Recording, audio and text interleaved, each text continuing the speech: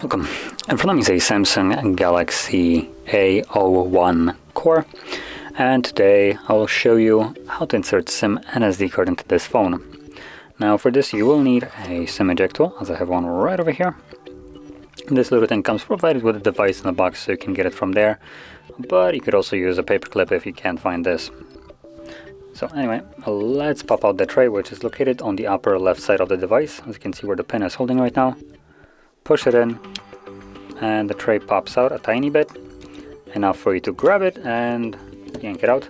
And then here you have space for either 2 different SIM cards and 1 SD card, all dedicated slots. So anyway, let's place it on here. There we go. So that's 1, and that's going to be 2 once it stays on the tray. There we go. So from here, let's insert it back into the device.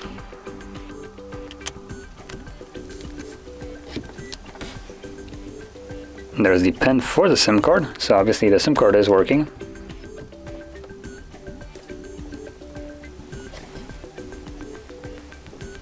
And the SD card is also working, which you can see right here.